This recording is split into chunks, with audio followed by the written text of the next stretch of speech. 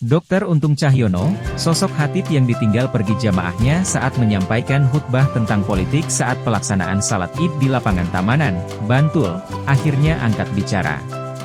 Pria yang disebut sebagai salah satu dosen universitas swasta itu mengaku memang sudah menyiapkan materi ceramah tentang kritik terhadap pemerintah.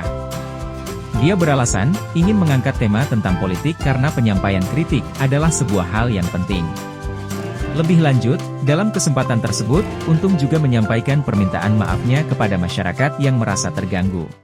Jadi intinya dalam pertemuan tadi, kami sudah sampaikan di depan para tokoh masyarakat yang punya kewenangan dalam rangka membuat satu kondisi yang terbaik di lingkungan Tamanan. Ya.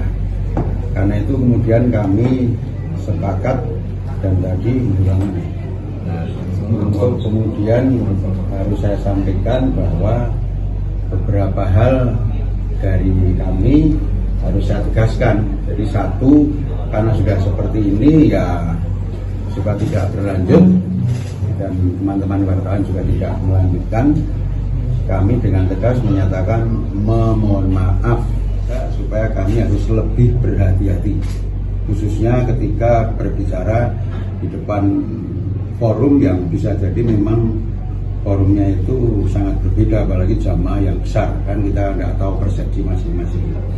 Yang kedua ya saya tentu penting bagi kami meminta info tokoh masyarakat sebelum kami berbicara, apalagi ini khutbah Idul Fitri yang tentu saja jamaahnya skopnya tidak hanya RT tapi mungkin tingkat kelurahan, bahkan bisa terjadi warga dari kelurahan lain. Lalu kemudian yang keempat, saya pribadi juga saya tegaskan supaya yang lain juga rada tenang lah. Saya harus merasa perlunya introspeksi dan muhasabah atau koreksi diri dan introspeksi. Apa ya, saya ulangi. Introspeksi, muhasabah dan koreksi diri. Ketika memang apa yang saya sampaikan itu menjadi sebuah persoalan. Kalau tidak ada yang menyoal ya tentu kita sadari berarti orang bermasalah. Tapi kalau ada yang menyoal berarti mungkin sedikit atau banyak bisa jadi ada masalah. Lalu yang tidak kalah penting terakhir ini khususnya bagi saya ketika berbicara dengan bahan teks. Ya saya harus sadar bahwa teks harus saya cermati betul sebelum saya bacakan.